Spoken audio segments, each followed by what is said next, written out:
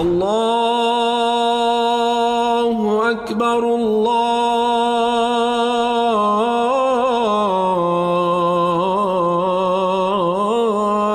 أكبر. Assalamu alaikum and welcome to the Islamic Center at New York University podcast, coming to you straight from the heart of New York City. We're building an amazing Muslim community here at ICNYU where everyone is welcomed and respected no matter where you're from or where you're at. This is the place to be. So open your ears and your heart and come along with us on another life-changing journey. Bismillah. Bismillah, Bismillah, walhamdulillah, wassalatu wassalam ala rasulillah, wa ala alihi wa sahbihi wa man wala. Assalamu alaikum wa rahmatullah.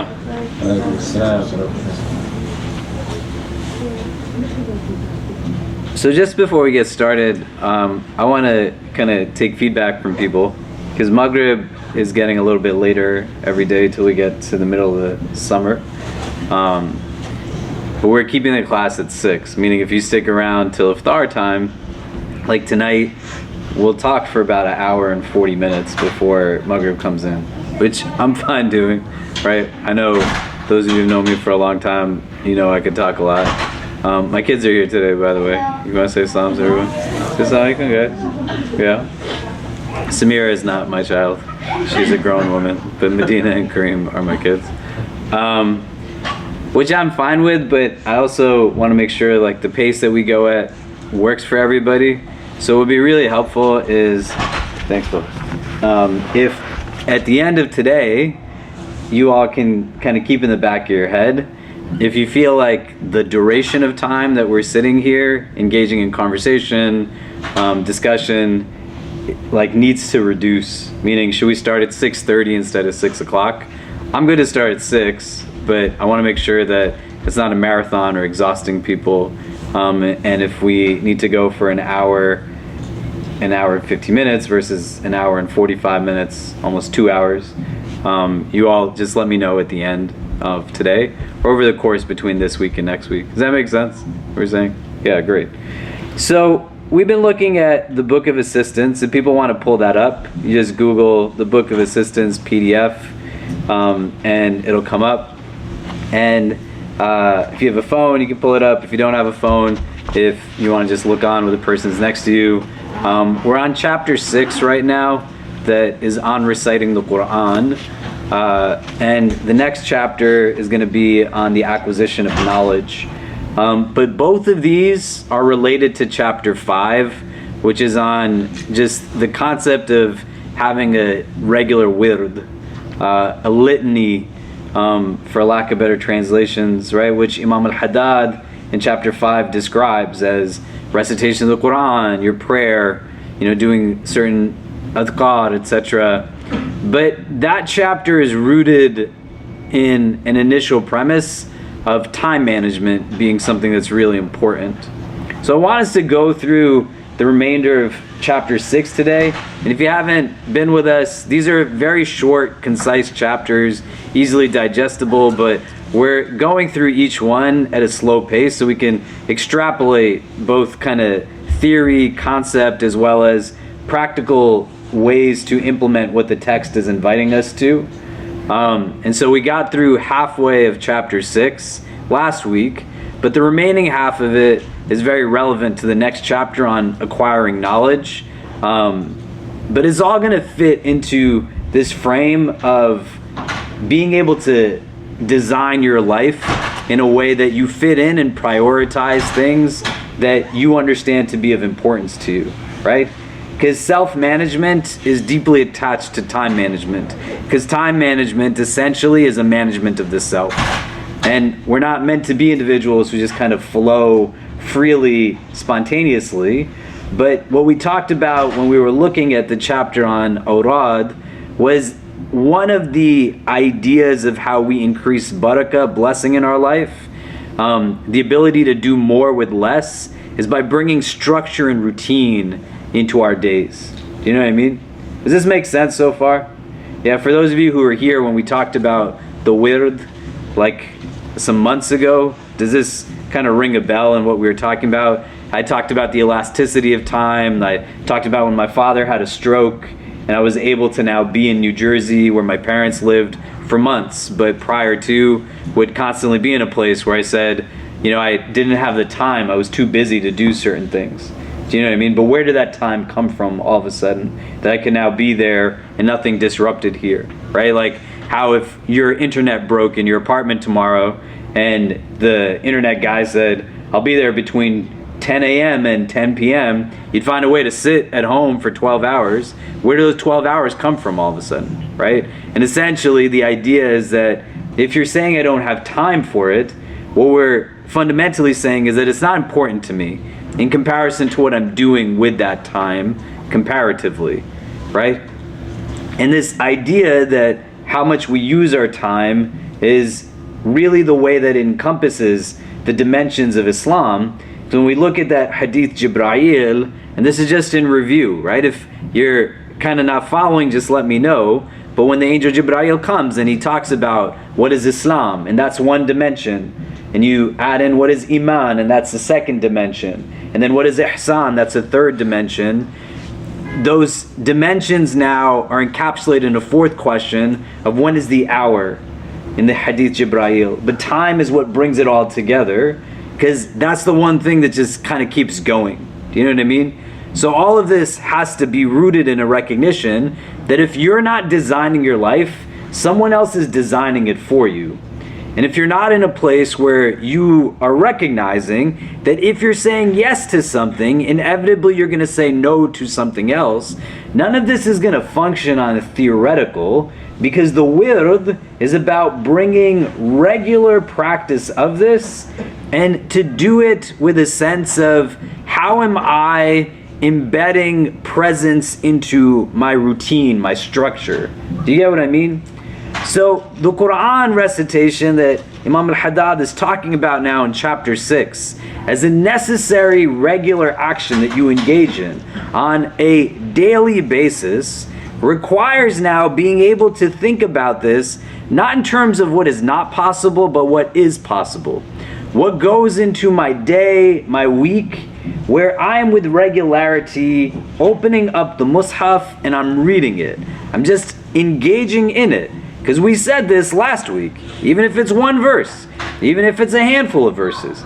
But you gotta spend some time in reflection now, not just on the idea of, is this something that's important, but taking it to its next logical step that says, is it important enough for me to build it into my routine? And when will I do this? Does that make sense? So I want you to sit for 2-3 minutes right now, subjective to you, as you pull up the text, right? He says in chapter 6, on reciting the Quran, you must have a wird of recitation of the mighty book to be read every day. The least you should do is read one juz so that you complete it once a month, and the most is to complete it every 3 days. We talked about this last week, right? It's not necessarily that you're not reading it is somehow that you're committing a sin, right? But the hadith is constantly discussing the recitation of the Quran in terms of the benefit.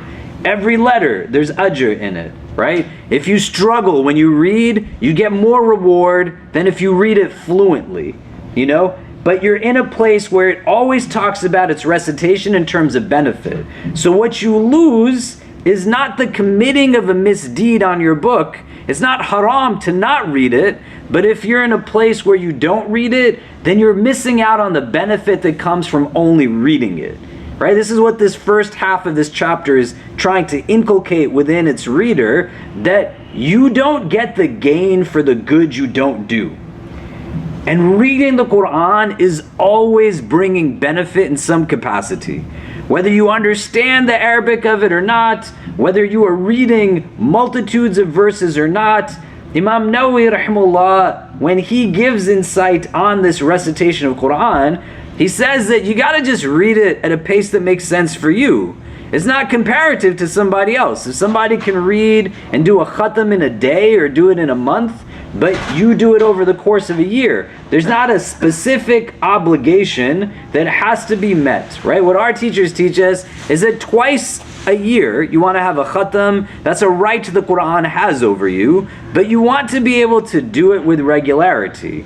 So what I want you to do is to think about it in the context of your routine now, your schedule.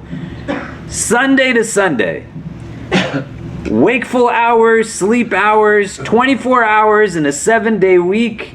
Think within your routine, start to finish, on the assumption that you buy into that if you don't design your life, someone else will design it for you. And if you say, I don't have time for it, what you're saying is that it's not as important as what I am filling my time with. Where in your day, in your night, do you have time to read just a little bit of Quran? Just think about it. Not with guilt, not with self-deprecation, not with an unhealthy mode of reflection, but just objectively. Sunday to Sunday, in the course of your week, even if it's a verse, where do you have opportunity to engage this book just in reading the text? Does that make sense? So just think about that for yourself for 2 minutes, and then we're going to continue.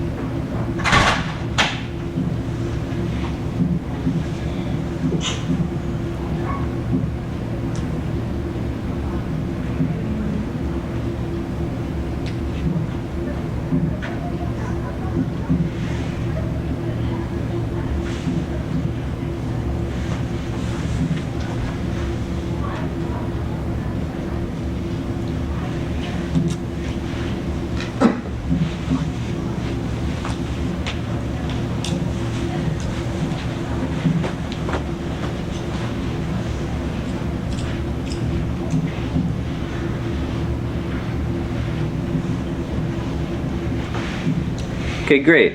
So now if you just turn to the person next to you, how was it to go through that process of reflection, just on your routine, where you can fit Quran into your recitation? And then we'll come back and discuss. You don't have to say, this is when I'm going to do it, but what was it like to just reflect on the when I can fit it in, right? Like what comes up for you when you're doing that? Go ahead.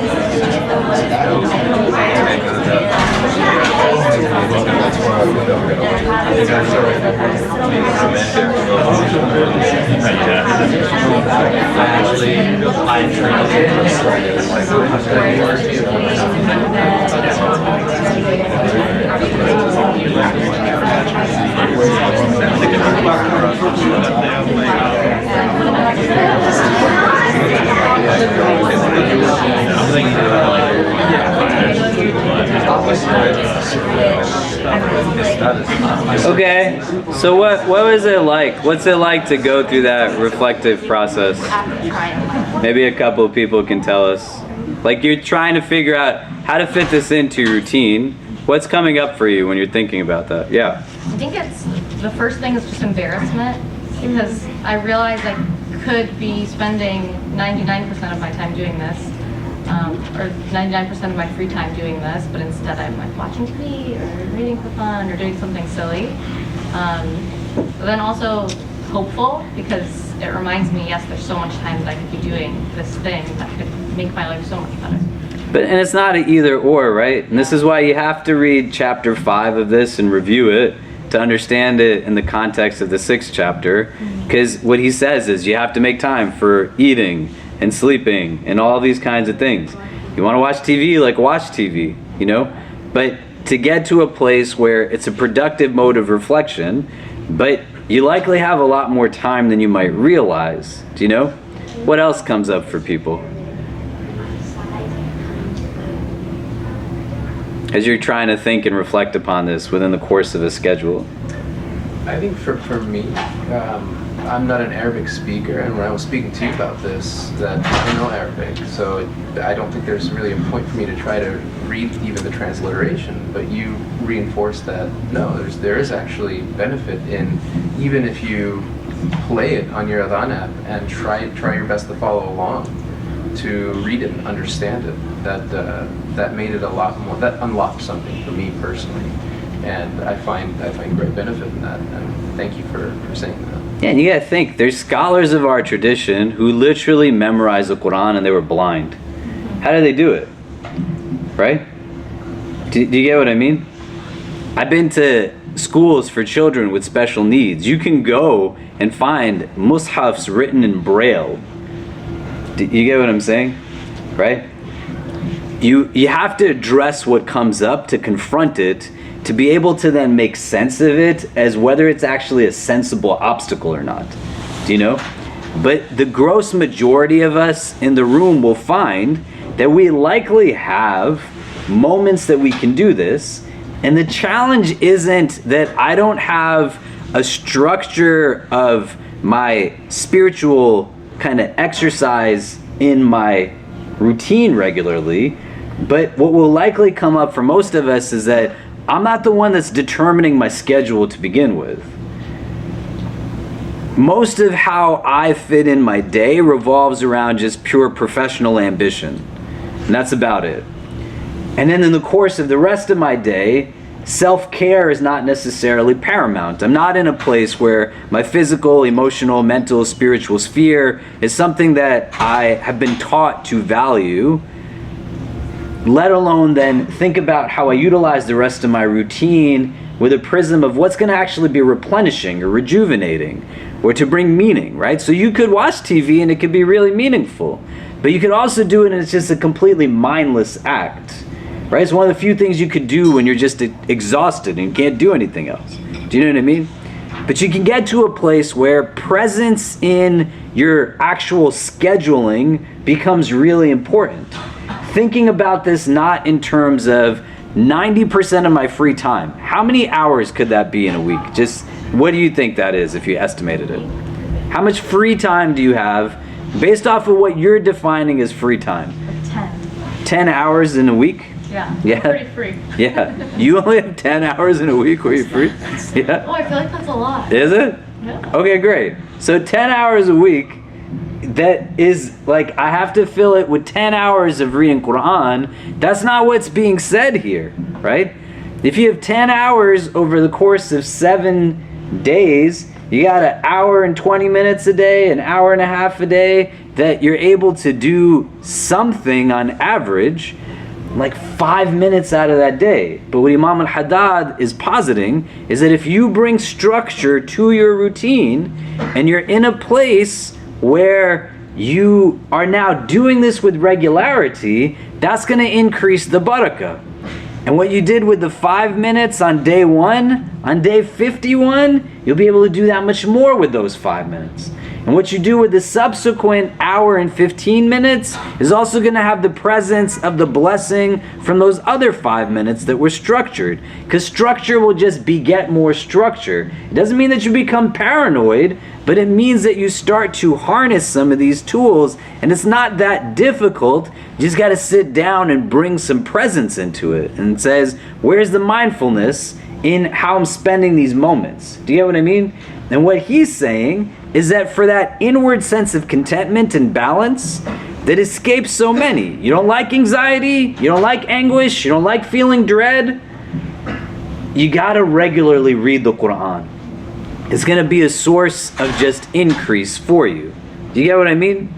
Why we want to understand this is that because the latter part of this chapter that we didn't look at yet, now we'll go into reflecting on the meaning of the Quran, right? What the verses that speak about Allah's rahmah and Jannah and all these good things that give you hope, or the verses of chastisement, or the verses of theology, or these kinds of things. Or he's going to talk about how there are prescribed times where you recite certain verses of the Quran, the Quls before you go to sleep, and Ayatul Kursi and the last verses of Baqarah, or you read Mulk and Waqi'ah and all of these kinds of things.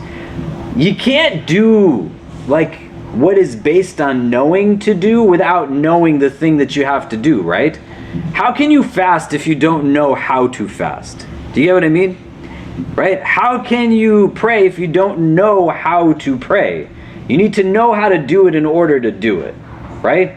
So these particular things now necessitate understanding this 7th chapter on the acquisition of knowledge and recognizing why that has to also be with regularity in the course of our routine, and attaching a sense of like why.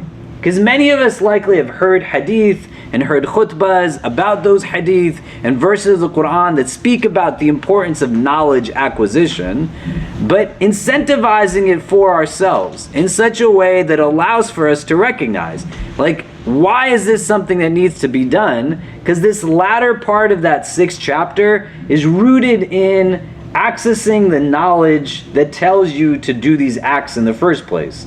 Or like if you can't read Arabic, right? Where many of us in this room are not native Arabic speakers. You're going to read certain verses of the Quran in your prayer, and to be able to have them be something that resonates means quite often outside of the prayer, you got to be in a place where you're making time to reflect on what those verses mean, right? And that's going to be now in this 7th chapter. Can somebody start to read it from its first paragraph on acquiring knowledge, and then we'll go back to chapter 6. So, on acquiring knowledge, can someone read? You should have a weird of reading useful knowledge. Yeah, go ahead. You should have a weird of reading useful knowledge, which is that which increases your knowledge of the essence of God, His attributes, acts, and favors, makes you aware of His commands and prohibitions, leads you to renounce the things of this world and wish only for the hereafter, and brings your faults, the defects in your acts, and the plots of your enemy to your notice. This knowledge is present in the book, the Sunnah, and the writings of the leaders, Imams. It was collected by the Imam Al-Ghazali in his highly valuable books. Those who have religious perspicacity are well steeped in knowledge and have complete certitude, have great esteem for his books. If you wish to travel the path and arrive at the levels of realization, you must make it a habit to read them. The Ghazali books are unique among the writings of correct Sufis in that they are comprehensive, explicit, and greatly effective within a short time. You must read extensively in books of hadith and tafsir, Quranic commentary, and those of the people in general, for this is where a comprehensive opening and perfect traveling are to be found, as a Gnostic once said. However, you must be wary of whatever their treatises include by way of obscure matters and bare realities. These are present in most of the writings of Shaykh Muhyi al-Din ibn Arabi and a few of the Imam al-Ghazali treatises, such as Al-Mi'raj, the Ascent, and al-madnoon bihi, the withheld. Okay, we can take a pause here. If people want to just move in a bit too, just as the room is getting more filled. So the acquisition of the knowledge is something that is important, right? Like getting to a place where you're actually making the time to know these things. Why is it important to increase in knowledge, right? Ilm is the idea, just knowing things. Why is that an important thing to do? So I'm not asking you, like, tell me what a hadith says about the merits, the benefits alone, or these kinds of things. To you particularly, why is this something that would have importance to it? If somebody walked into the room right now and said, I just converted to Islam. My kids are sitting here somewhere, right? And they came and they said, why do Muslims have to know things? Like, why does Islam emphasize knowledge acquisition? How would you answer this question? Not like in a supposed to or using words that are not familiar, but in your own understanding, why would it be something that is important to do? Like the acquisition of knowledge. If you could turn to the person next to you and just talk this out, why is this something that is important to do, right? What do you gain from it? What is the benefit from it? And then we'll come back and discuss. Go ahead. Okay. So, why is this an important thing to do? Like if somebody was to come and ask you, hey, why are Muslims so into this thing? Like why? Why is that something? What's the incentive behind it? Yeah. I think I can say that the first verse which was revealed to Prophet Muhammad was Iqra. And when the angel came to him, he said, Iqra, read. And he knew that the Prophet didn't know how to read. So, but he emphasized that he should read. This is to show that it's really important to have knowledge. And I also believe that knowledge is connected to taqwa. Like you cannot have faith in something which you don't know. In order to have faith in Allah, we should have knowledge in Him. So it's just like I was telling him that when you join a new company, definitely you need to onboard. And the onboarding process, you need to have knowledge on the do's and don'ts of the companies. And it applies in all areas of life. So we are in this short journey of life for a short time. And we should not stop learning. And the day we stop learning is supposed to be the day of our last breath. Yeah. What else? Other thoughts? What do we discuss? Or even in response to other comments? Yeah. You may have said what I'd like to say with your words, inshallah, is that for me, the intellect, increasing my intellect brings me closer to our Prophet, peace and blessings be upon him, and to Allah, and to who I am before I actually was. Like the capital T truth of who we are and how we can live on the inner and the outer. How does it do that? Or maybe more responses. Like, what else did we discuss? Why is this thing of knowledge important? Yeah. Like just one sentence, knowledge brings meaning towards our actions, I think. Knowledge brings meaning towards our actions. Okay. What else? Yeah. Knowledge, like, it gives us direction. Because, like, for example, if we didn't have knowledge, I think we would just be like, I don't know, lost. Like, I guess, like, lost cosmic energy, like, just doesn't know what to do. Okay. Yeah. I think the knowledge improves the quality of life. Okay. Great. Anything else? Yeah. I can contrast it to like eating my diets.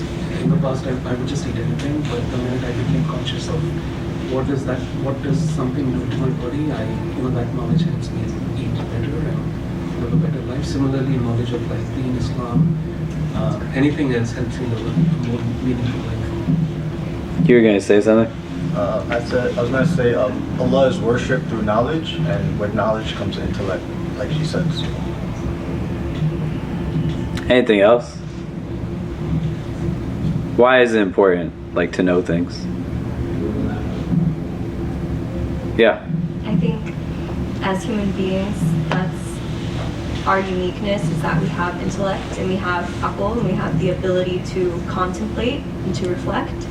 And so it's important to know things because it's our identity as human beings. And like everyone else said, through the fact that we're human and we have this gift, this blessing of having the intellect, we ought to use it such that we can come to the ends that everyone else mentioned. Any other thoughts? Yeah. There's no like human manual, and so the idea of being able to understand how we're supposed to operate as a human being gives us some peace of mind, because now we can live our day-to-days and understand how to eat, how to think, how to feel, and certain things are black and white and other things are in the gray area, and not knowing what those things are brings turbulence in your mind and a lack of peace in your life. So having the knowledge to sort of overcome that, or to see where we were blind at one point, it just gives us a better quality of life. Okay. Nobody said anything bad, right? Like, we're talking about wellness of life, we're talking about feeling kind of whole, connecting spiritually, connecting to the divine, finding more meaning, taking care of ourselves physically better. So why don't you do it more? Why don't I do it more? Like, what gets in the way?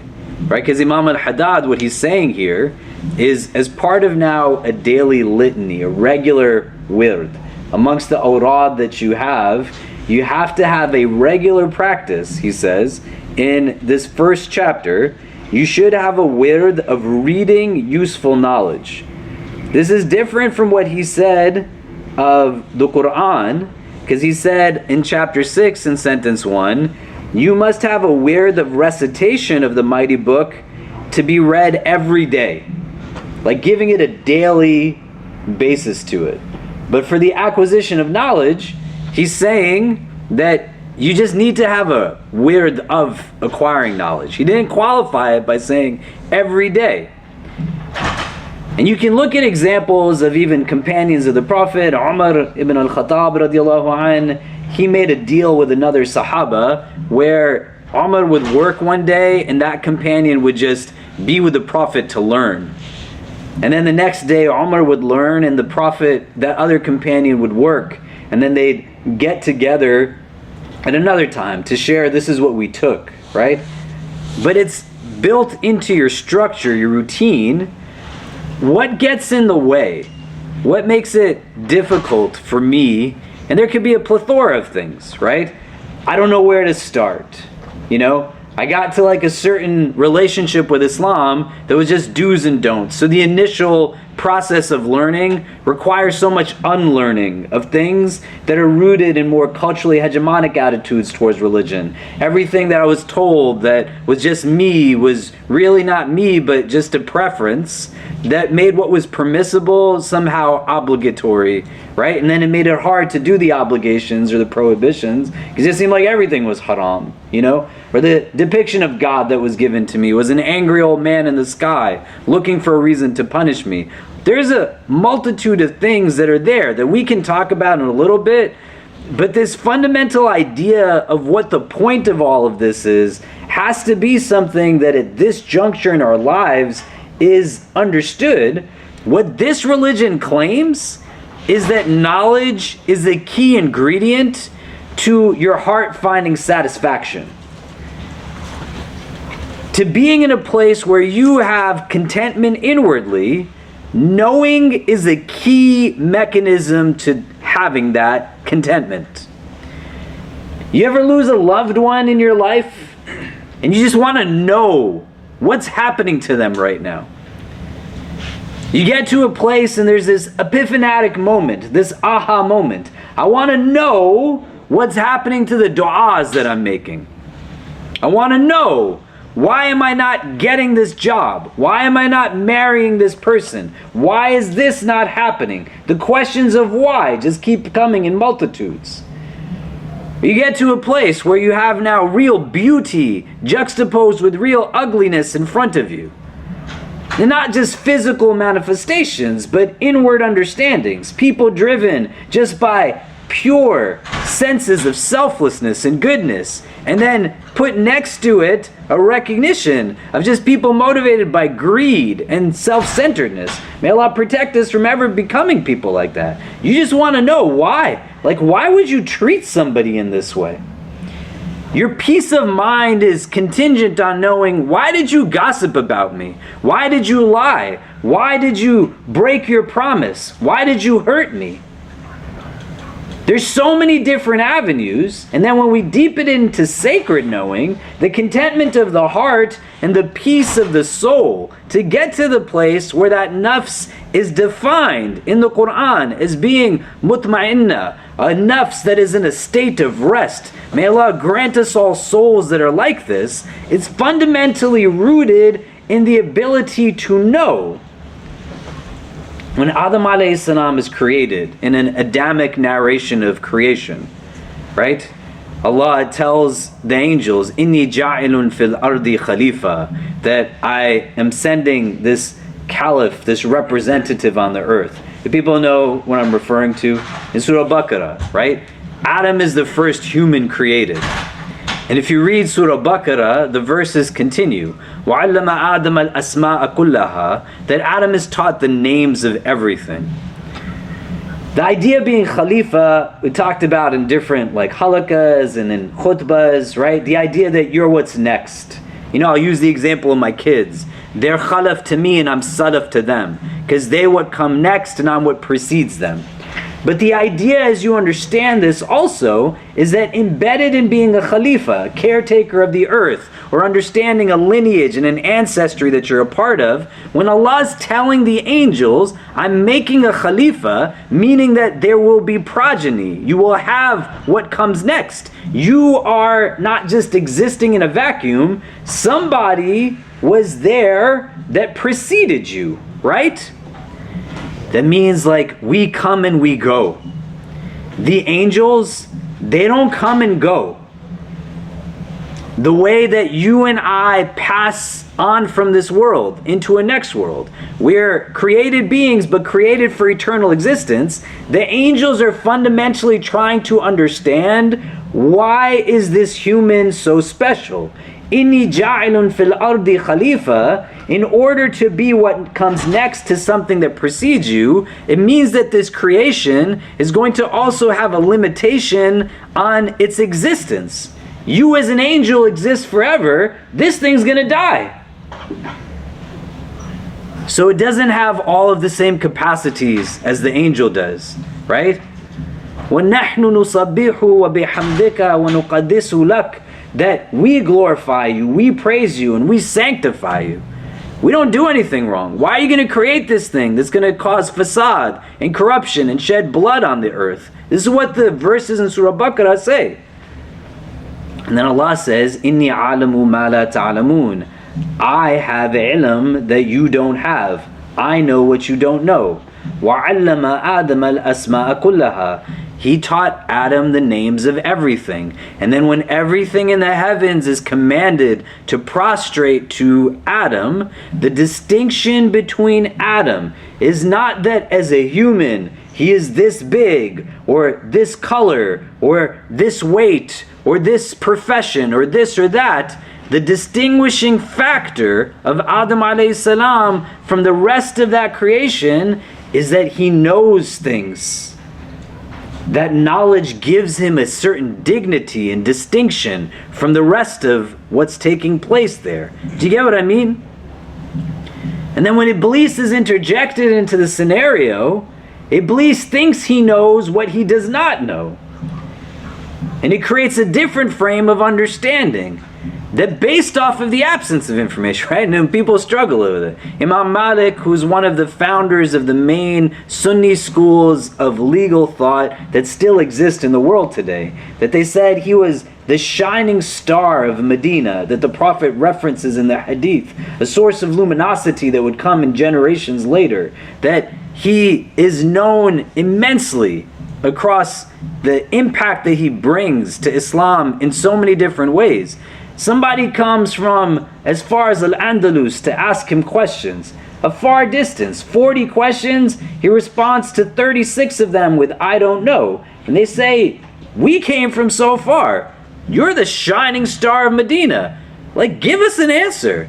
He says, "I don't know." And I'm not telling you to think about anybody in specific, but you likely know people that even when they don't know what they're talking about, they still have an opinion. They still have a thought. They still have an idea on every single thing. They don't know how to say "I don't know" to things, right? It's not a sign of elevation, but knowing that you don't know is still knowledge that gives you dignity. Do you get what I mean? But pretending like you know when you don't, that's just disgrace. May Allah protect us from it. And the opportunity to now move forward in ways that you harness this, not for arrogance or to show off, but to understand that it gives me the capacity to draw meaning in different ways. When I know what it's like for someone who's a survivor of abuse, the world is very different. When I now turn my face, and I haven't heard that narrative before. When I know what it's like for somebody who struggles with a mental health condition, an emotional wellness condition. When I know what it must be like when I go through hunger, experiencing a benefit of hunger through my fast, and for a moment I can understand what is it like for someone who never has food. The abstract and the theoretical is not the same as the concrete knowledge base. Do you get what I mean? And it's what makes us unique in our humanity and what gives us distinction. But not just in terms of credentials and degrees, but a distinguishing of beneficial knowing versus knowledge that does not bring benefit. And knowledge that is beneficial can never be something that would cause pain to somebody else. Beneficial knowledge cannot be something that brings its practitioner to weaponize it to tear somebody down. Real good knowledge is what will bring and cultivate, both for the self as well as for the collective, a common good, to increase benefit and reduce detriment. And what Imam al-Haddad is saying, hey man, on a regular basis, learn things. Figure out how things work. Read, reflect, listen, engage. In the same way we think about it in terms of the Quran, in the chapter preceding, it's about time management, and you all just said, I got more time than I realized to just read a verse a day. You got it. If you think you don't, you are lying to yourself. You're kidding. What are you taking away from what we've talked about so far? Anybody? What were you just discussing? Yeah. Just kind of getting over denial and actually facing the try to complete the outcome of studying every day and not saying, hey, I gotta go and run these errands or do something else. Yeah, and it doesn't have to be every day, right? You have to keep that in mind. But not every day is also different from 0 days. Do you know what I mean? And just think about it, right? How often do you read? And what are you reading? And like, why are you not reading about these things? Do you know? To gain like a sense of peace. The world doesn't make any sense if there's not necessarily what sometimes our theology offers to us, right? A prism of recognizing like that there's a world beyond this one. Or if someone asked you like, who is God to you? What would you say? Based off of what the Quran tells you, right? Because most of you might believe in a God that's a creator, Al-Khaliq. Do you know a God that is Rahman? Do you know a God that is Rahim? Do you know a God that is Wadud, that is Latif? How would you know what you don't know? Do you get what I mean? And it's just about taking steps and going at a pace that makes sense. And a lot of what we have is what was given to us. And a lot of people tried their best. But you can't give somebody something you don't have. But if I don't have it because it wasn't given to me, is very different from I don't have it because I haven't tried to get it for myself also. Do you know what I mean? What else? What else is coming up for people? Yeah. I think just reminding myself of the fact that doing something is better than doing nothing. It's like sometimes, I'll kind of psych myself out and be like, trying to make significant progress over a short amount of time. But at the end of the day, something is better than nothing. I gotta keep reminding myself of that. Something is better than nothing is great, but also like something is just good, right? And you become subservient to language. So it's not one of those things that you need 100%, right? Like 100% is an arbitrary metric.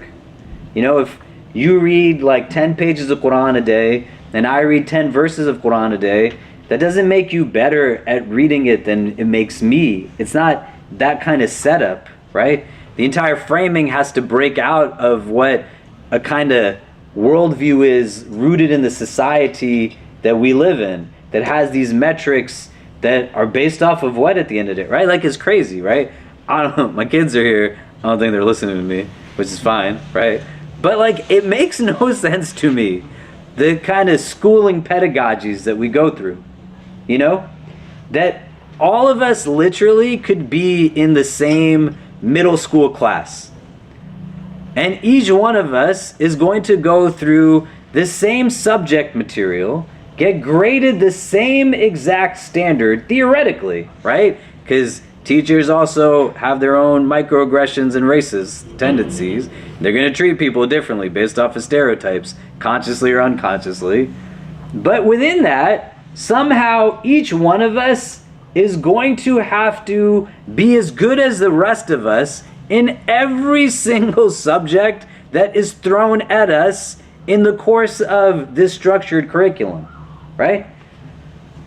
Where you might have a natural aptitude in science and someone else in the arts and someone else in athletics or someone else in, kind of mathematics or whatever, how does it make any sense? But what it instills within the individual is somehow my measure is based off of where everybody else is in relation to these things. And that's not how Islam as a religion functions necessarily. Do you get what I mean? There's a story of Moses, peace be upon him, Musa alayhi salam, described to us through the Quranic narrative. The hadith expounds upon it more, where Musa alayhi salam is a prophet of God. And he's one of the major prophets of God, mentioned more than any prophet in the Quran. Musa alayhi salam is asked by the Bani Israel, who's the most knowledgeable person in the world? And Musa alayhi salam, knowing that he's a messenger, knowing all these things about him, he says, I'm the most knowledgeable. And Allah says to Musa alayhi salam, why did you say you're the most knowledgeable? Why didn't you say Allah knows best? And then he says, know this, there's a person in the world right now who knows more than you. And he identifies to Musa alayhi salam a man by the name of Khidr alayhi salam. Musa alayhi salam, we're taught, like, the knowledge is not necessarily quantifiably more or less, but Khidr knows things that are different from what Musa alayhi salam knows. Musa alayhi salam is not in a place where when he's told this, that he says, I'm good, I'm the prophet of God in real time at this moment. I'm satisfied with where I stand and everything that we've achieved with the children of Israel. But somebody is in this place where he has this elevated rank, and any excuse to say, I'm fine where I'm standing, when Allah identifies that there's something that he doesn't know, Musa alayhi salam says, show me where the person is that can teach me this thing. Why? Why does he want to do that? What is it that he's seeking to satiate in that pursuit? And how do we shift our intentionality to want to have the same drive and motivation? Do you get what I mean? And what it's rooted in is not something competitive. It's not that I have to be the best. This is a foolish pursuit. But he knows the state of his heart and its contentment is rooted in the acquisition of just knowing more. Not quantifiably, but to have understanding, comprehension of things, to be able to draw meaning. This is what spirituality is. that you look at something and somebody else looks at something, you see it for what it's meant to be, not what is the most simplistic understanding. Do you get what I mean? And knowledge is a key mechanism in the acquisition of this. I want to read to you just a few hadith that speak about this concept of ilm. Right? Anas ibn Malik radiallahu anh, he says that the Prophet sallallahu alaihi wasallam has said, seeking knowledge is an obligation upon every Muslim. Another hadith, Abu Hurairah radiallahu anh, he says, the Messenger sallallahu alaihi wasallam says, whoever travels a path in search of knowledge, Allah will make easy for him a path to paradise. People do not gather in the houses of Allah, reciting the book of Allah and studying it together, but that tranquility will descend upon them, mercy will cover them, angels will surround them, and Allah will mention them to those near Him. I don't know why this happens, but I'm not God. God's messenger is telling you literally what will happen if you are in pursuit of this. Abu Darda radiallahu anh, he says that the Prophet ﷺ has said, indeed the angels lower their wings for the seeker of knowledge. The inhabitants of the heavens and earth, even the fish in the depths of the water, seek forgiveness for the scholar. The virtue of the scholar over the worshipper is like the superiority of the moon over the stars. The scholars are the inheritors of the prophets. They do not leave behind gold or silver coins, but rather they leave behind knowledge. Whoever has taken hold of it has been given an abundant share. Why do the fishes even make dua for this person, right? Because they know the person who has real knowledge is not going to live in such a way that they're not going to remember or forget, rather, the reality of even the fishes in the seas. That if you really know what this religion is about, and you know what knowing actually entails, you're going to take care of everything in creation.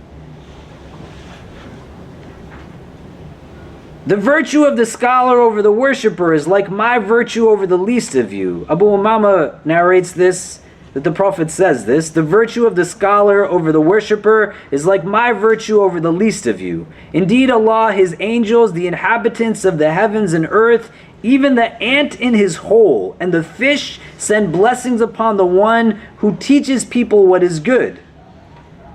In another hadith, Muawiyah reports that the Messenger ﷺ says, if Allah intends goodness for someone, He gives him understanding of the religion.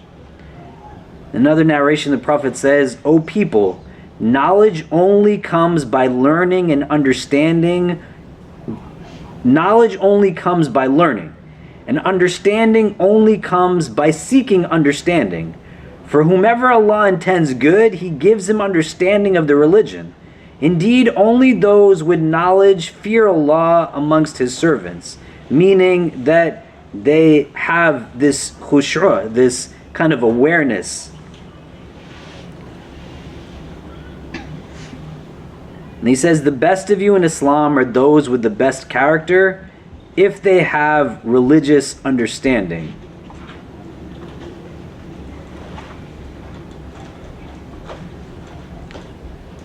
And there's so many more verses in hadith that we can look at and reflect upon in this. But it's not like a Sunday school experience. Why do you need to memorize the dates of things? Why do you need to know the names of family members of the Prophet? Why do you study the seerah? Why do you memorize the Quran? It's not rooted in a core belief structure that is just because my parents told me to, or this is why I do it. Fundamentally, if you shift the paradigm, it's rooted in an understanding that your heart's contentment is attached to the acquisition of this.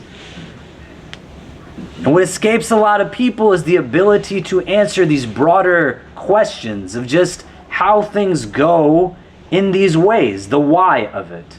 Right? Because empirical understandings are not necessarily in conflict with spiritual understandings, but the way science can tell you how and what, it doesn't answer why so well. Why do we exist?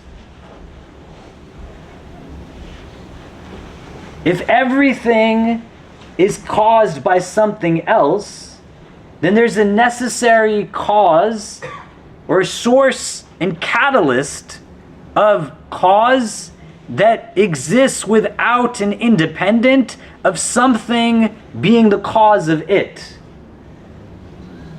What is that? And how do you deepen in a knowing of that? When you start to know these things and start to engage in a process of it, then the pursuit of things in this world is not limited to how much money do I have in a pocket, but I can, through that knowledge, be able to answer the question of how much of this worldly acquisition is enough. Then you can start to know that your goodness is not rooted in whether you have a ring on your finger or not, or whether you have children or not, or you have this house or not, or this car or not. But you can find contentment that allows for you to have balance through any of life's difficulties. But the knowing becomes a key part to it. If somebody says, where do I start? There's 4 buckets of knowledge that are obligatory upon each of us.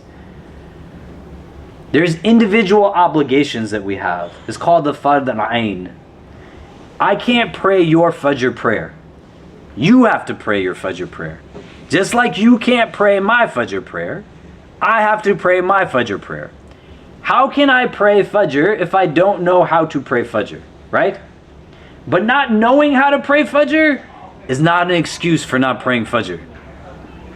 Does that make sense? So bucket number 1 of obligatory knowledge, of 4 if you're looking for a starting point, is 1, you have to have a foundational understanding of just ritual and practice. These things become relevant to when they are mandatory in your life. So if I'm not somebody who has the wealth to give zakat, I don't have to know how to give zakat.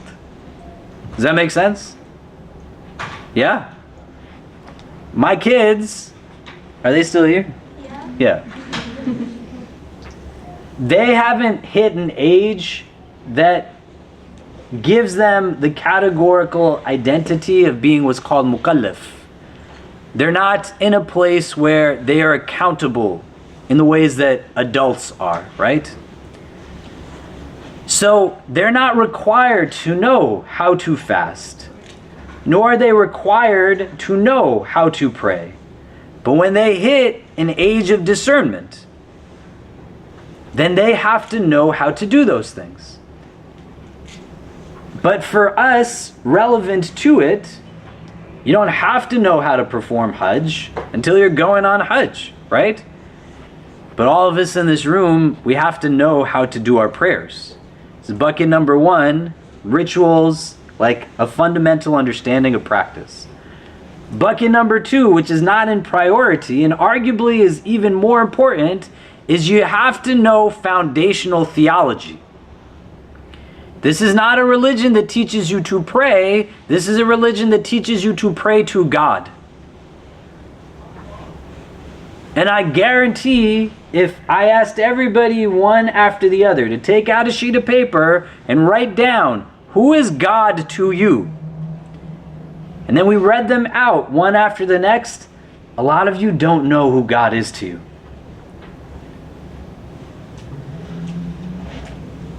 And it's not going to make it easier. It's going to make it more difficult to make sense of this world. Foundational, fundamental theology. Bucket number 2. You got to know it. Bucket number 3. You have to know fundamental understandings of how to take care of your heart. You can call this self-care, spirituality, but how do you take care of your inner self necessitates knowing how does the inner self work, and then with specificity for you, as well as more generic understandings. And then bucket number 4, you gotta know how Islam applies to you in your given phase of life. So if you choose to be a doctor, what does Sharia say about being a doctor? If you choose to get married, what does Sharia say about being a spouse? if you choose to join like some kind of artistic venture, you choose to even professionally become an artist, what does Sharia say about this? I'm a butcher, in addition to other things that I do.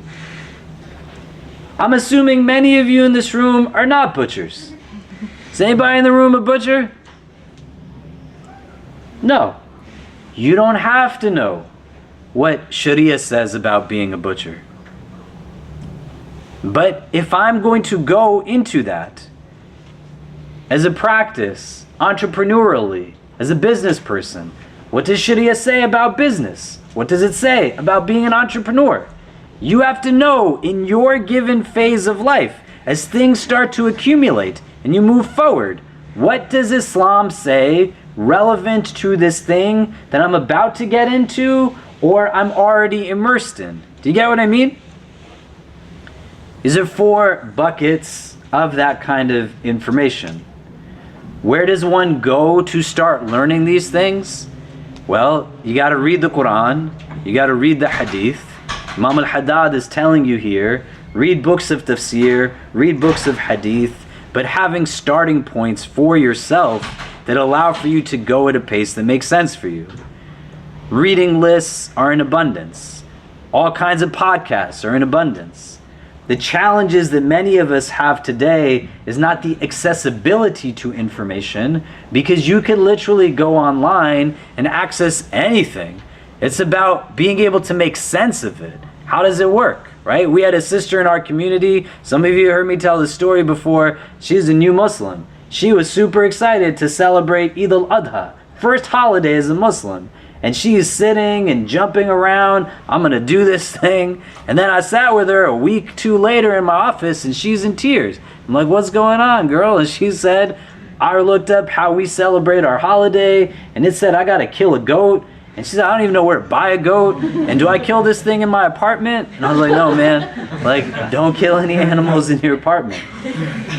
Why would she know different? The person who wrote what she read was not thinking of her when they wrote it, right? We have people in our community who, when they embrace Islam, they've prayed their prayers for years in like shorts and t-shirts, because what they read did not give them a deeper understanding of it. And then you meet people who they just don't know. You don't have to know a lot to be Muslim. The bar of entry to Islam is not here, it's here. But when you are in that place where you can embrace that as a God-given mercy, you got to also be comfortable when somebody asks you a question to just say, I don't know, when you don't know the answer. But for yourself, you start taking seriously the contentment of your heart, and you think out pedagogically, what's the best way that I learn? Some of us learn well by reading. Some of us are visual learners. Some of us learn better by listening to things. But you gotta start someplace, and you have to build it into your routine. What I'd like for you to talk out with the person next to you, what gets in the way of the acquisition of this? Because this is a text on spirituality. It's about elevating the celestial self. It's not about elevating the physical self, but understanding how it's all connected to each other. So this is rooted in making the heart sovereign and bringing contentment inward. So where and how, the benefit is rooted there, right? Knowledge elevates the practitioner of this religion, where intention is good, understanding is good. It brings you to a place where you can draw more meaning from it. So what gets in the way, right? Because juxtapose the 2 chapters, Imam al-Haddad, in the part where he's talking about you need to have a wird of Quran, he said read the Quran every day. In acquiring knowledge, he's not saying do it every day, but he's saying you have to have a regular wird of acquiring knowledge, reading things, engaging in this. What makes it hard to go about that as a process? And what you got to understand here is this is likely one of the things that impacts most of us in the room. So your willingness to be vulnerable and to express, will enable somebody who doesn't feel comfortable in voicing their thoughts to actually benefit from us being able to troubleshoot how this is something we can engage in together. Do you get what I mean? So if you can turn to the person next to you, what gets in the way? And then part two, what would make it easier, right? How is this something that I can actually do? So what are the obstacles and what are the things that'll compel me forward in the acquisition of this? And then we'll come back and discuss. Go ahead. Oh, thank you. In 20 minutes. Okay? They went to go pick up the pizza right now. Good to see you, man. Good to see you, man. You got it out? Yeah, I got it download later today. Yeah, go for it, man. Yeah. I like this jacket. It's good looking. Yeah. Yeah. Maybe I'll see you next week. Yeah. All right, thank you so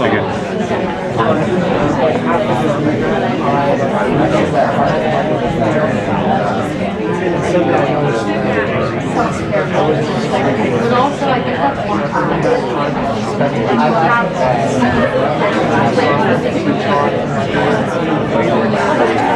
think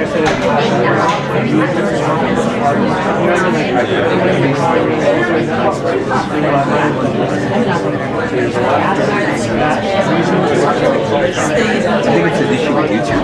It's interesting because I tried it. It worked for you? It's like watching.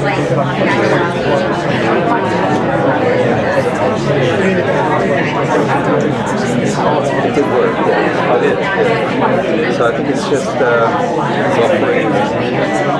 No. Okay. Yeah, cool. So maybe it was just like some kind of live vendor. It's fine. We'll mess around. It's the first time we're doing it. No, meaning, like, over the last month, we've done it, but we haven't done a deep dive into it. So we can figure out what these things are. There's definitely people who can help us with this also. Yeah. See what makes sense.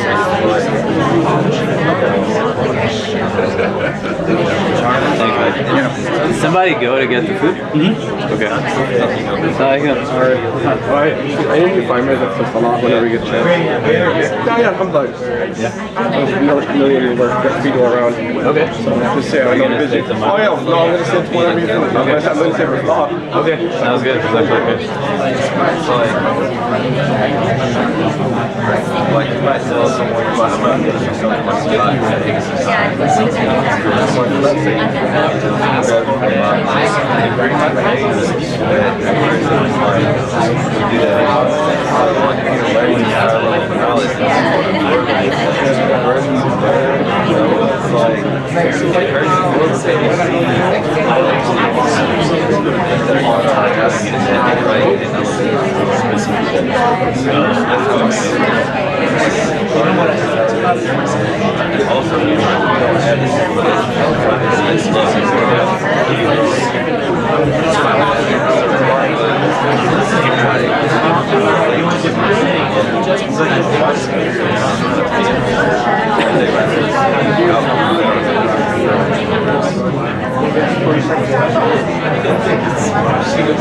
That's what I get to do. I think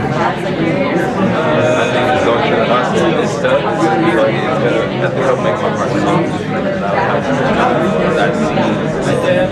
That's their path. I talked to my dad, I'm not going to they might go through it to different paths. That's always how you're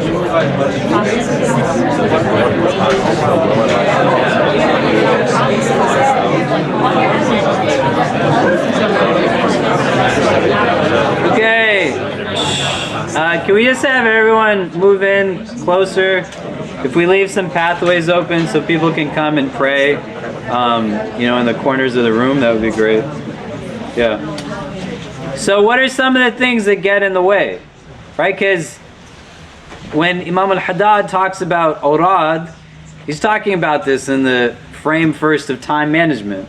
So you're bringing structure into your routine, right? You have to be in control of your scheduling. So I want to build this in with regularity.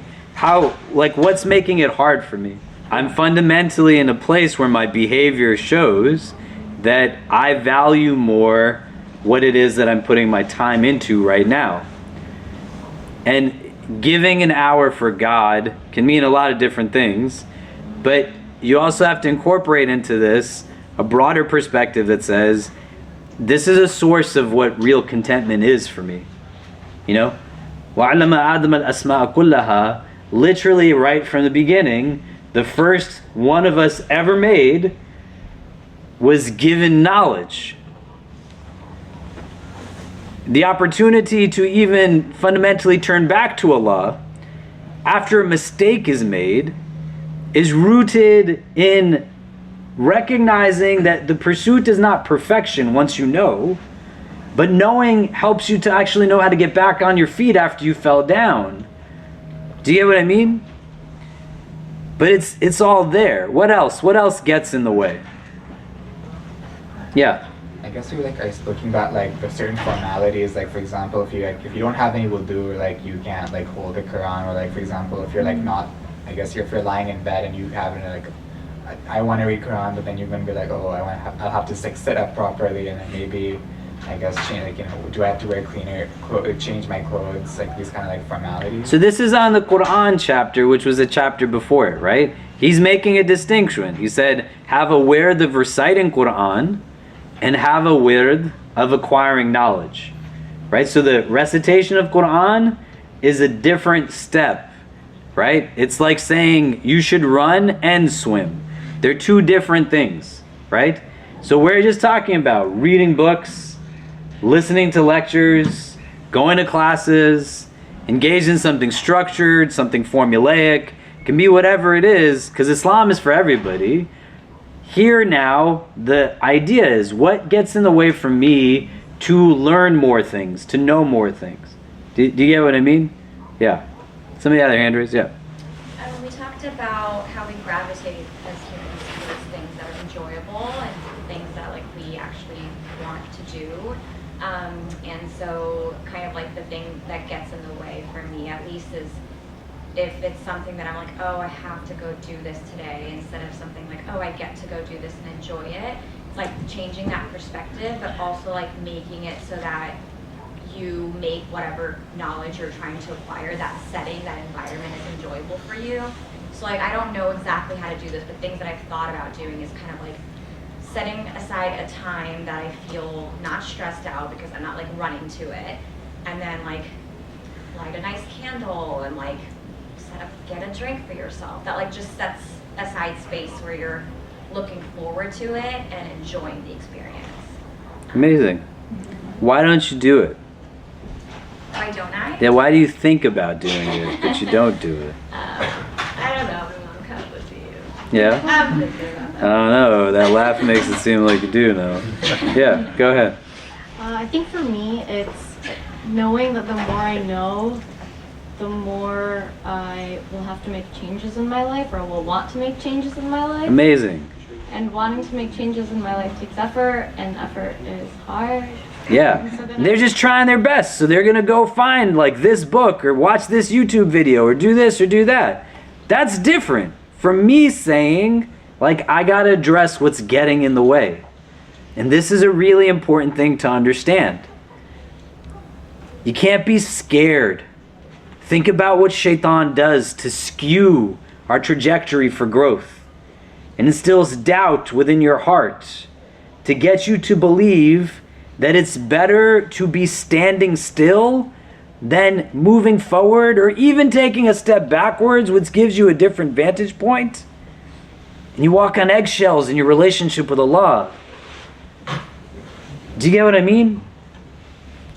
If I have the ability to do, and I still don't do, this is a dua that the Prophet would make. Allahumma inni a'udhu bika min al-'ajzi wal-kasal. That, oh Allah, I seek refuge with you from ajaz, which is inability, and kasal, laziness. But ajaz is not inability that like I can't do it, right? I don't know how to build this couch. I can't do it. But ajaz is not saying that. It's an inability that says I have the capacity, I'm still not doing it. Do you get what I mean? Right? And then it's just a waste of God-given talent, man. And you know who's deprived the most when you don't use your potential? It's you. the secrets that people have access to within their hearts, when they can tap into knowing, deep knowing, ma'arifah, an understanding, an intimate knowledge of God, that then transforms how this world works and everything that goes into it. It's a perfect strategy of shaitan to make you scared to know more. And you got to just squash that and say that my strength is rooted in this. Do you get what I mean? And you can't be scared to say that if it's hard to bring it in, you're just trying your best. That's why knowledge of God is important in all of this. Does that make sense? What else comes up? What else gets in the way for people?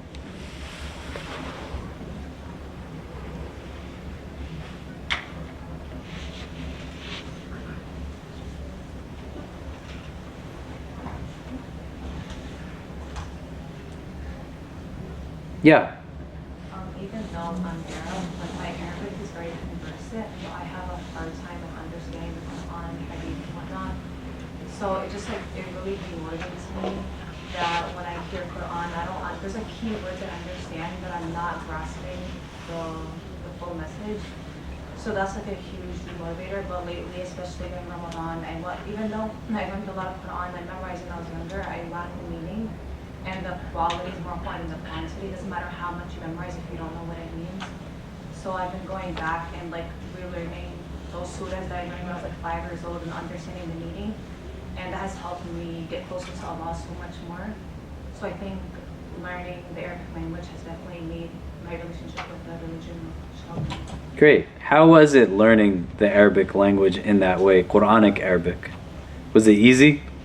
It wasn't easy, but Good. it wasn't as hard as I thought. Yeah. And subhanAllah, when you know the meaning, you just become more connected, and you're like, wow, our religion is truly so amazing, and there's so much more that I was missing out on.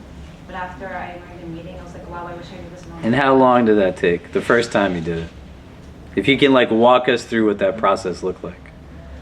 It's still an ongoing process, but it was just an hour every day. And by the end of the month, I learned a lot. Amazing, right? You gotta start somewhere. Every expert was a novice at some point. There's no teacher that wasn't a student in some moment in their life. Musa alayhi salam and Khidr alayhi salam, who we talked about briefly, that Moses goes to seek out Khidr to know more. In one of the instances of their interaction, they are on the deck of a boat. And there's a bird that is on the deck that then sweeps off of the boat into the body of water that the boat is traversing and sips from the water. And Khidr alayhi salam says to Musa alayhi salam that, do you see this bird that drank this water? And Musa alayhi salam says yes. And he says that water that it drank, that's like the knowledge of you and I, arguably the most knowledgeable people in the world. And that vast body of water from which it drank from, that's the knowledge of Allah. There's so much you can know, always. And it's not about thinking through this in a way that is burdensome or your back is against the wall. Your heart's contentment is rooted in the acquisition of knowledge.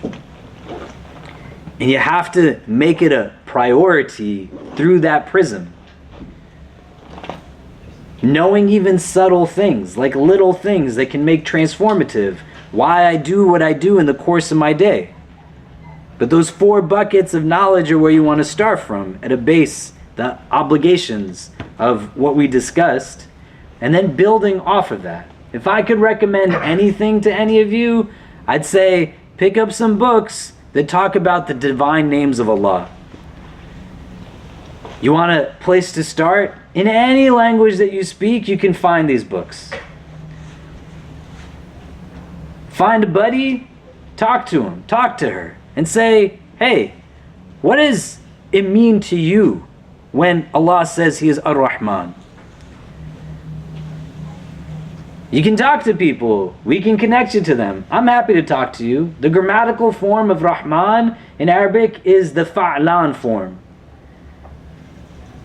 When you have that it's denoting a quality that is the primary, manifest, emphatic quality at that time. So if somebody says, I'm exhausted, they say, ana ta'ban, that I'm exhausted. I'm so exhausted that exhaustion is me.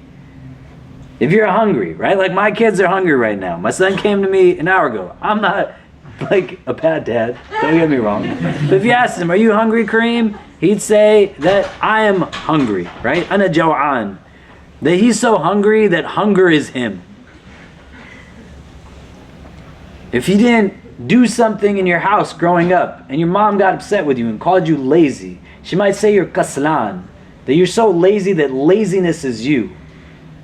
That's what Rahman fits into as a grammatical form. Do you get what I mean? There's people you can ask these questions of. It's not a problem. But if you're going to start someplace, just reflect on who Allah is. None of this makes sense if you don't understand in your own capacity, our limited capacity, who God is to us. The trials don't make sense. The difficulties don't make sense. The joys don't make sense. You will not know how to appreciate fully the gifts, the bounties you've been given. It's a starting point. Point number 2, find somebody you can learn Islam from. And if there's an absence of resources, then either take it upon yourself to become the person who goes to know, or helps to build the capacity to have somebody that can do that. Somebody says to me, right? I'm not saying this to any of us. Alhamdulillah, we have a great community. We have had scholars in residence. We have chaplains and others who are on our staff still. But fundamentally, we're waiting to just kind of see what our next steps are strategically, right? Like I said, we're going to buy our own space. We're going to build more shelters, these kinds of things. But communities need to provide for the resources that serve the communities. So if we want to have 10 people here to take care of a 12,000 person community to teach you Quran based off of when you're free, we got to pay people like reasonable wages, right? There's a ton of online resources you could touch base on. Work at a pace for you. I have studied with shiuch who are overseas over live stream, right? Some of my teachers are sitting in parts of the Indian subcontinent, the Gulf, like different parts. Some are getting used to like online teaching, right? I don't know if you ever seen like a brown sheikh who when they're teaching or reading Quran, they just rock back and forth. You know what I mean? And you imagine you're on the other end of a laptop, this man with a big turban is going back and forth into the camera, so his face is getting big and it's getting small. It's getting big and getting small. I'm like, Sheikh, please don't do this, right? He doesn't know, but you got to know who your professors are versus who your teachers are. Next week we'll talk about what some of the characteristics are that luminaries of this deen have given as insights to say, this is who you want to actually have as a teacher versus somebody you're just taking information from. Both have value to them, right? A primary distinction for me is that the person who's your professor, don't take their character traits on. The person who's your teacher, let that be somebody who's just a good human being. You'll take etiquette from them and adab from them. You'll learn good character from them. Do you get what I mean? Does that make sense? But it has to be important enough. Imam al-Haddad, he's saying, with regularity, you build into your routine as a part of your wird, the gaining of knowledge. You're reading things. I want you to do, just before we take a pause for Maghrib, we're going to have iftar, inshallah. Please join us whether you're fasting or not. I want you to think just in your routine, the same way we thought about it with the Quran, right? And go back and read the preceding chapter where he's talking about having a wird of Quran, because the second half now is about, when you read this, it's not about quantified numbers of verses in your prayer, but you want to read with quality so that the verses are giving you an insight, the meaning is there. You can reflect on the verses that talk about Allah's majesty, draw hope from the verses that speak about Jannah, to take insight and beld like taqwa from the verses that talk about chastisement and all of these things. You can't do that if you don't know, right? Just like you said, you read the verses and you're like, there's more to it. So I put in the time to learn the meaning outside of the prayer. So when I'm reading it in the prayer, like there's insight that's there, right? And then in the last paragraph of that chapter, he's saying when there's prescribed times, prophetic practices, sunnahs around reading certain verses of the Quran, then you do that. You can't do that if you don't know the times to do those things, right? And then you aren't going to bring yourself to do it if you don't know what the benefit is for it metaphysically. Like what's the gain on some of that? And that's why ihsan, everything that we're talking about, is not a rotely memorized science. That you can rotely memorize like ritual and practice. You can rotely memorize books of theology. Ihsan has an element of experiential knowledge to it. So part of this is going to be building out an awareness of how to reflect and contemplate on things. Do you get what I mean? So you're drawing understanding in that way as well. So take a minute in the course of your day, in the course of your week, in the course of your month, at your own kind of capacity. Just reflect for a minute, where do you have in your routine opportunity to be able to actually engage in this practice of just learning, of increasing your knowledge? Does that make sense? Let's think about it for a minute. Let's go ahead within yourself. Picture your day, Sunday to Sunday, 24/7. Where is it going to come for me? Okay, we can take 2 minutes and just turn to the person next to you. What are you taking away now as we wrap up for tonight? And then we'll come back, just a couple announcements, and then we'll call the adhan for Maghrib in 6 minutes. To myself, you know? That's different from me not doing anything. Do you know what I'm saying? So you don't want shaitan to get in your head on the other way, too, right? That's like ultimately still having the same end result of incapacity. I'm just stuck not doing anything, you know? So you pick up a book and you read it. Do you know what I mean? Like you go to a class, like you're taking steps towards something that's kind of indicative that, you know, I'm getting myself going. Do you see what I'm saying? Yeah. Can I just respond to that? I think it can be an overwhelming idea of there's so many things we could know and that we have to then adhere to. We'll bring it inside. But I think Allah is very clear about things that are obligatory upon us, like through the Quran and the Hadith. So if you stick to making sure you know those basic obligations that are accessible even to a new Muslim who barely knows Arabic and barely understands the Quran, then you should feel okay. The other learning is, I think, on top of that for extra blessings rather than something you'll be punished for. That's how I see it. I don't know if that's true. Well, that's why we said there's these 4 buckets of obligatory information, right? So if you weren't here, you have to have foundational understanding of just ritual and practice. You got to know how to pray your prayer, right? You got to know how to fast your fast. If you are required to give zakah, you have to know how to do that. Going for Hajj, you have to know how to do that, right? You also have to know that going for Hajj is when you have the means to. Not when you feel like it, not like when it's convenient, but when you have the means to go. That's the criteria, right? You have to know foundational theology. It doesn't make sense, this religion, if you don't make it about God. So if you don't know anything about God, like you have to start knowing those things, right? You have to know fundamental spirituality, how to take care of your heart. You have to know relevant to what phase of life you're in. What does Sharia say about that? So you're a doctor, what does Sharia say about that, right? You don't have to know like what it means to be a doctor if you're not a doctor, or what Sharia's guidelines are on that. But those obligations are not like this endless kind of journey, but they also serve then as a catalyst to just building more meaning and contentment into one's life, right? Okay, we'll see everyone next Monday, inshallah. Please stick around for iftar after Maghrib is done. Assalamu alaikum. We hope you enjoyed our podcast.